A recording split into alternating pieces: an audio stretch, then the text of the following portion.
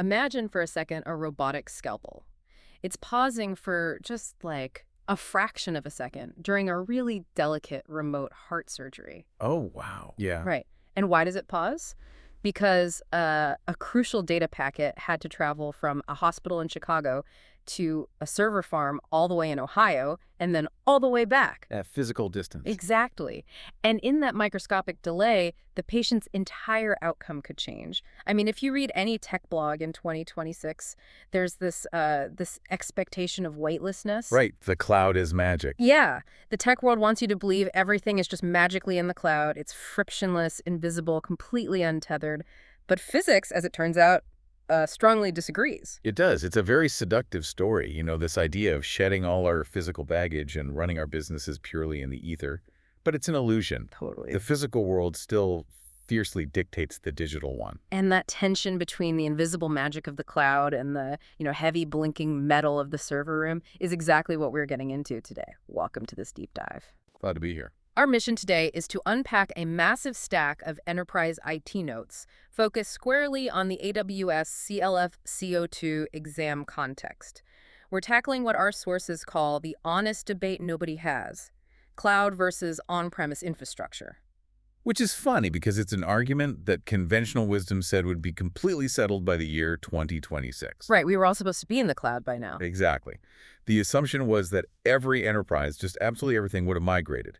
But the source material you provided, it tells a much more stubborn, nuanced story about how massive organizations actually operate today. To help you, the listener, really wrap your head around the mechanics of this, we're going to use a guiding framework. Think of it as the ultimate rent versus buy scenario. I like this. Yeah, so running your own on-premise infrastructure is like buying a house. You own the bricks, you own the roof, you have ultimate control over who comes inside. But if the plumbing bursts at 3 in the morning... You are the one holding the wrench. Exactly. Precisely.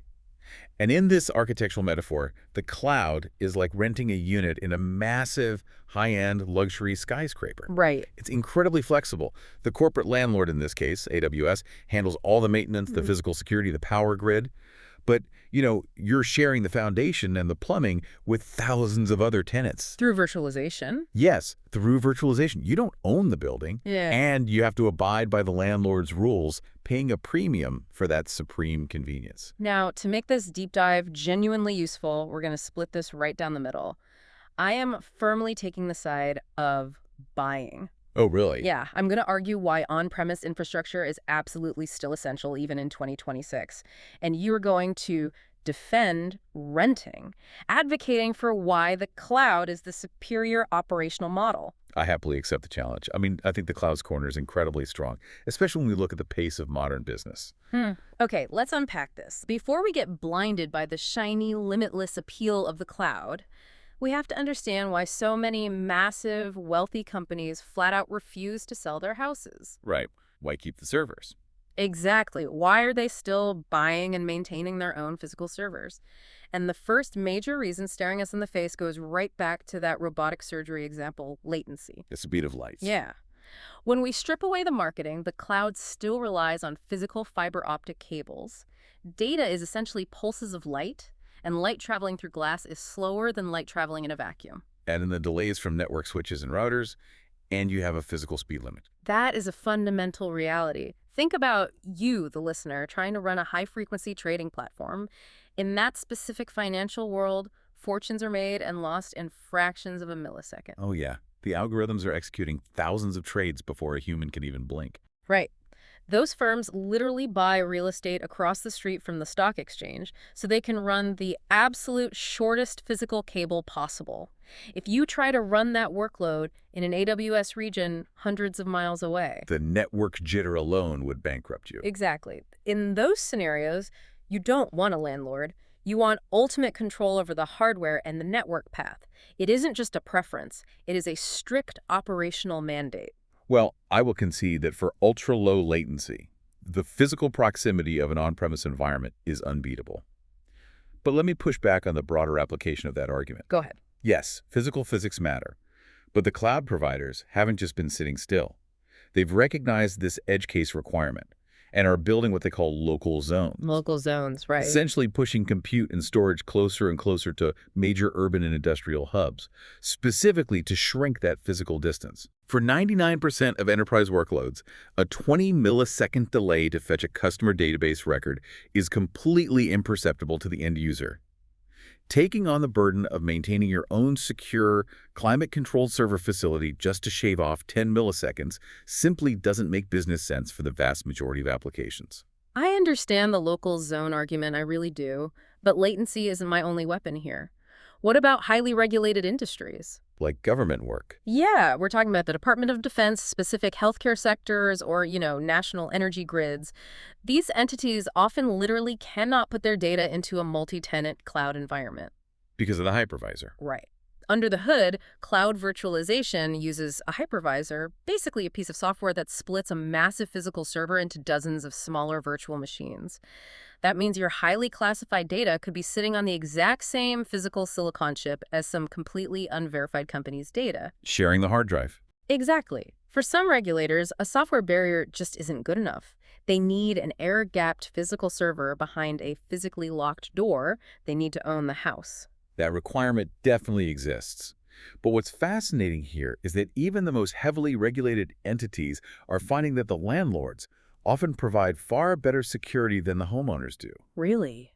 Better than an air gap? Well, let's look at AWS GovCloud, for example. These are dedicated, completely isolated regions specifically built for U.S. government agencies and contractors that meet incredibly stringent compliance requirements. Right, but it's still AWS. It is, but AWS spends billions of dollars on physical access controls, custom silicon designed for security, and dedicated fiber networks.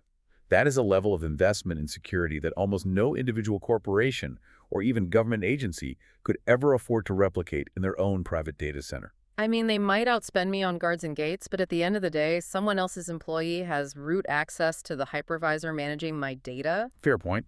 But let's pivot, because here's where it gets really interesting. Let's talk about the bottom line, money. Ah, yes. The financial argument. There is a massive, pervasive assumption in the tech industry that moving to the cloud is always cheaper. But when you look at the honest math of total cost of ownership, or TCO, over a 5 to 10-year horizon, It's a myth. it is often a complete myth. The sources lay it out perfectly through the lens of CapEx versus OpEx. Capital expenditure versus operational expenditure. Right. Let's say you are a massive established streaming service. You have a highly predictable, flat workload at a massive scale. You know exactly how many servers you need running 24/7 to stream video to your subscriber base. You know the baseline. Exactly. If your family is never going to grow or shrink unexpectedly, buying a house is financially vastly superior. You buy the physical servers up front, that's your CapEx. And you usually amortize it. Yeah, you amortize that capital expense over a 5-year depreciation cycle. From that point on, your monthly running cost is essentially just electricity, cooling, and a bit of floor space. Okay, I see where you're going. If you take that exact same massive, predictable, never-changing workload and put it into the cloud, you are paying the landlord's profit margin forever.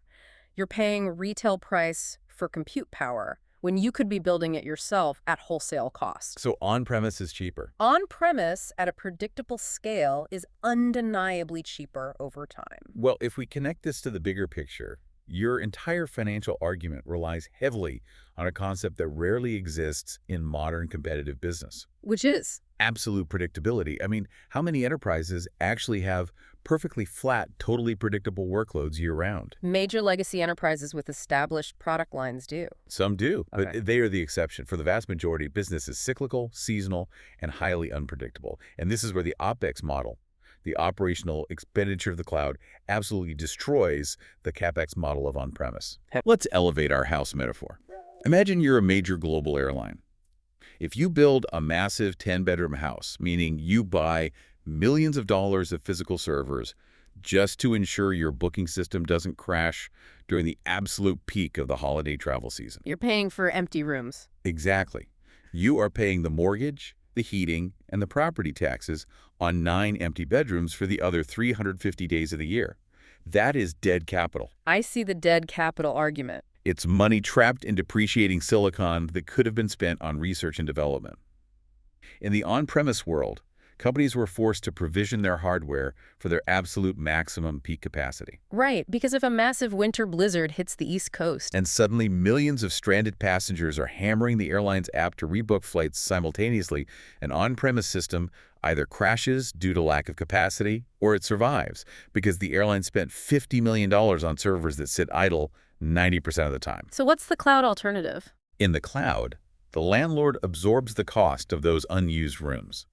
You rent a small, efficient one-bedroom apartment for your baseline traffic. But the moment that blizzard hits, you instantly rent 9 more bedrooms for exactly 48 hours to handle the rebooking surge. And then you just give them back.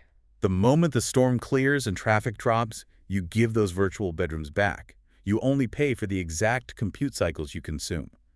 That is the true total cost of ownership advantage. I completely understand the elasticity argument. It's brilliant for weather crises or, unexpected surges. But you are leaving out the hidden costs that make CIOs lose sleep. Egress fees. Yes, data egress fees. This is the dirty little secret of the cloud that our sources highlight. Renting the apartment is cheap, and the landlord even lets you move your furniture in for free. But taking it out. The second you want to take your data out of the cloud, maybe to run it through a third-party analytics tool or to move to a different provider, the landlord hits you with massive egress charges. They do charge for outbound data. You're essentially taxed on your own data leaving their network. For data-heavy applications, those egress fees can completely wipe out any savings you got from shutting down servers during the off-season. Plus, you end up with massive vendor lock-in. Egress fees are certainly a valid architectural consideration. You have to design your systems intelligently to minimize data transfer across availability zones or out to the public internet. Right. But even with those fees factored in, avoiding that massive upfront capex still makes the cloud incredibly compelling for innovation. Okay, let's throw a legal wrench into this then. Yeah. What if you literally aren't allowed to put your data into that flexible, OpEx-friendly rental apartment because of invisible legal borders? I want to transition to data sovereignty because this is where the cloud providers hit a brick wall. Data sovereignty. This is a massive hurdle in 2026 and a critical component of our enterprise IT sources. Exactly. Data isn't just ones and zeros floating in the ether. It is legally bound to the physical soil it sits on. We see this heavily regarding the European market. Imagine you, the listener, are the CIO of a major financial institution headquartered in Luxembourg. You might look at the cloud's elasticity and drool over the TCO savings, but you have to think twice, or maybe 3 times, before putting your citizens' financial records into a global AWS environment. Yes, because of regulations like GDPR and incredibly strict local data privacy laws. Data sovereignty essentially mandates that data is subject to the laws and governance structures of the nation where the physical hard drive is located. Right. So if you are that bank in Luxembourg handling the sensitive financial data of European citizens, you cannot just ship that data across the Atlantic to an AWS data center sitting in Ohio. Because the moment those ones and zeros land on an Ohio server, they technically fall under United States jurisdiction, right? Right. Including laws like the U.S. Cloud Act, which could theoretically compel the provider to hand over data to U.S. authorities. Exactly, which completely misaligns with European privacy standards. You cannot rent an apartment if the landlord lives in a different legal jurisdiction that doesn't respect your local laws. It's a huge problem. European enterprises face massive compliance hurdles here. They have to categorically guarantee to their regulators that their primary data and all the redundant backups of that data will physically never leave the borders of the European Union and in some cases never leave their specific country. So mechanically, how does an enterprise actually manage this? I mean, if you're a global airline or a multinational bank and you legally must keep your Luxembourg data on Luxembourg soil, but your development team desperately wants to use the modern flexible cloud APIs you were just talking about. How do you operate? Yeah, how do you operate? It feels like you are trapped. You want to rent the cloud, but the law strictly dictates you must buy the servers locally. And that profound legal and financial friction leads us perfectly to the core realization of our deep dive. The debate we've been having, this strict binary of cloud versus on-premise, is rarely a zero-sum game in actual practice. It's time we drop the adversarial sides, I think, because the nuanced reality that our sources point to for 2026 is that almost no enterprise is 100% cloud, and almost no modern enterprise is 100% on-premise. Precisely.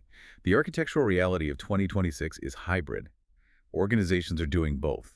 They want a highly secure, locally compliant house, and they rent a highly scalable apartment in the city. They keep their highly predictable, heavily regulated, latency-sensitive databases on the physical iron they own, and they deploy their unpredictable, customer-facing web applications into the elastic cloud. Exactly. But managing those two completely different technological environments with different control planes and different security models sounds like an absolute operational nightmare. It used to be a massive headache, but what's fascinating here is how the major cloud providers, specifically AWS in the context of our sources, had to adapt to this stubborn reality. They had to pivot. They realized that massive enterprises simply weren't going to abandon their on-premise data centers due to those laws of physics and data sovereignty. So instead of trying to force the enterprise to move to the cloud, AWS engineered a way to bring the cloud into the enterprise data center. Wait, walk me through the mechanics of that. How do you bring a massive distributed cloud architecture into a physical building that AWS doesn't even own? The primary solution outlined in our sources is a service called AWS Outposts. To stick with our metaphor, Outposts is literally the corporate landlord showing up at your private property and building a high-tech, fully managed rental unit right inside your own backyard. So they are actually shipping physical server racks to your loading dock. Yes, it is physical hardware. AWS will deliver and install a standard 42U rack of AWS servers directly into your private on-premise data center. Wow. But here's the critical mechanism. It is connected back to the closest AWS region, and it is controlled by the exact same AWS control plane. Oh, I see. Your developers use the exact same APIs, the same deployment tools, and the same management console they use for the public cloud. But the actual compute processing and the physical storage of the data happen locally on that rack, sitting securely behind your own locked doors. That is incredibly clever. That completely solves the Luxembourg banking problem. Suds. The sensitive financial data never leaves the physical building, instantly satisfying the local regulators. But the IT engineering team doesn't have to learn two different ways of deploying code. They just point their deployment script to the local outpost instead of the public region. And AWS handles all the underlying patching and hardware monitoring. Exactly. It provides the managed services aspect of the cloud while respecting local data laws. But to make this hybrid reality function securely, you need a highly reliable way for your house and your rental apartment to talk to each other, right? Absolutely. You cannot rely on the public internet to transmit that control plane data or sync your private databases. The public internet is too chaotic. Routing paths change, latency spikes, and security is always a concern. So how do you bypass the internet? Let me guess. AWS Direct Connect. Well, wait, I'm the one asking you, but yeah, AWS Direct Connect. How does that actually bypass the internet, though? Is it just like a really heavy-duty VPN? No, it's not a VPN or the public internet. Direct Connect is a physical telecom peering solution. It is a dedicated private network connection. Literally physical cables. Yes. Usually, your enterprise network connects to a router in a colocation facility, and AWS has a router in that exact same facility. You physically run a cross-connect cable between them. You just plug them together. You are establishing a private high-speed highway built exclusively for your data. It utilizes private IP address space and BGP routing to ensure that your data travels back and forth between your physical servers and your AWS cloud resources without ever touching the public internet. That's massive for security. It guarantees consistent latency and massive bandwidth, which is crucial for hybrid architectures. Okay, so we've established a highly nuanced hybrid reality. Enterprises are juggling outposts, direct connect peering, legacy-owned servers, and elastic rented cloud space. Right.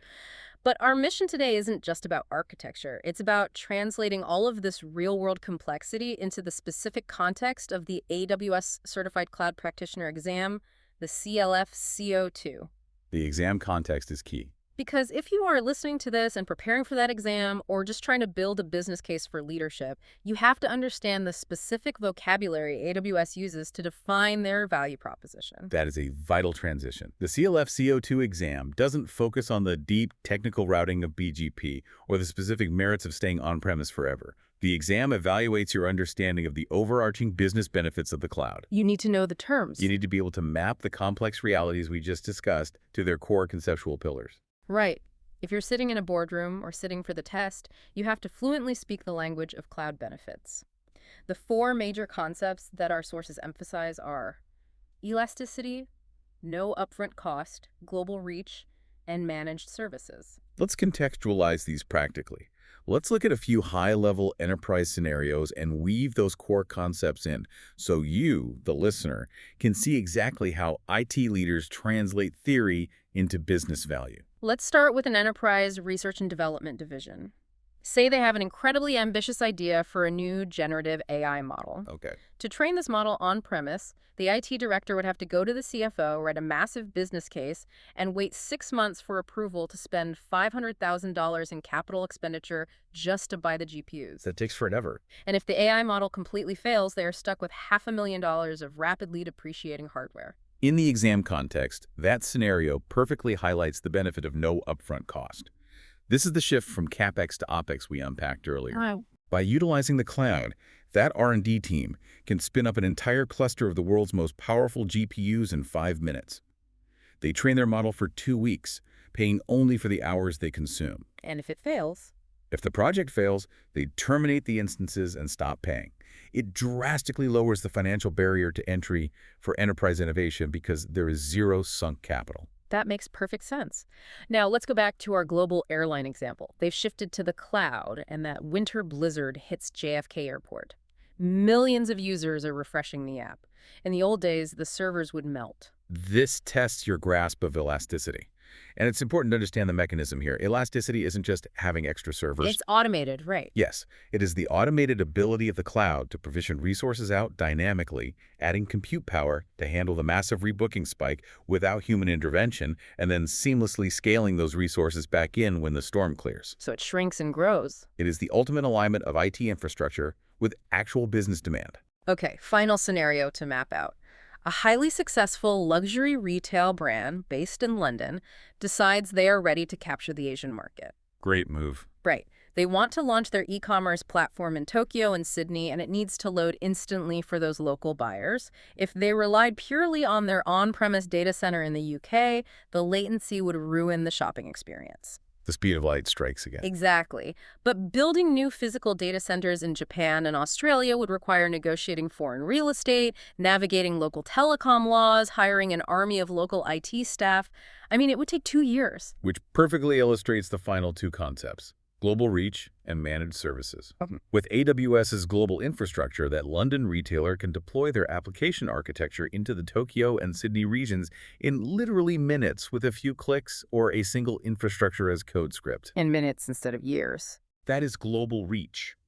And because AWS handles the physical building security, the power grid, the server lacking, and the hypervisor maintenance that is the managed services aspect, the retailer doesn't need to hire a single hardware engineer in Asia. Wow. They just deploy their code and focus entirely on selling their products. It's amazing how those rigid exam definitions actually provide a perfect vocabulary for solving the real-world friction we discussed at the beginning of the show. This raises an important question, though, for anyone stepping into cloud architecture.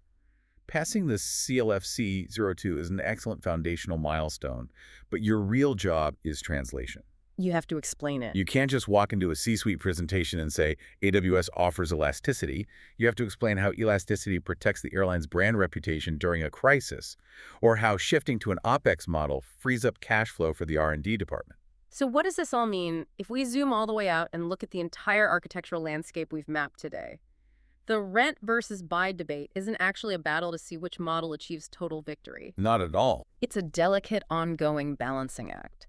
It is about taking the undeniable magic of the cloud, the automated elasticity, the lack of massive upfront CapEx, the instant global deployment, and carefully, strategically matching that against the very real, very heavy constraints of on-premise reality. Strict government regulations. Exactly.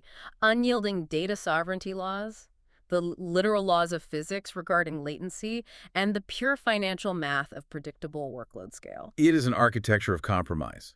The smartest, most resilient organizations in 2026 aren't blind ideologues. They aren't stubbornly clinging to all their physical houses out of fear, and they aren't blindly migrating every single workload into rentals just because it's trendy. They're hybrid. They are highly strategic about where every single byte of data lives, and they use hybrid tools to stitch it all together. And that leads me to a final thought I want to leave you, the listener, with today. Something to mull over as you study your notes or analyze your own company's tech landscape. We've established that hybrid is the permanent reality.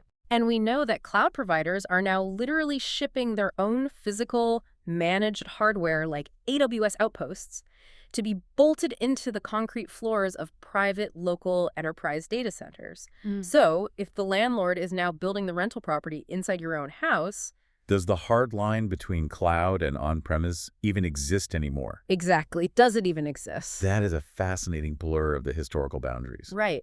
Have we just come full circle? Has we shed the illusion of invisible magic in the sky, returned to the heavy metal blinking on the ground, and simply reinvented the traditional server room? Just with a highly optimized, incredibly expensive monthly subscription fee. Yes. When you look at the physical architecture, it certainly makes you view those flashing lights in the colocation facility a little differently. That really does. Keep diving deep, and we'll catch you next time.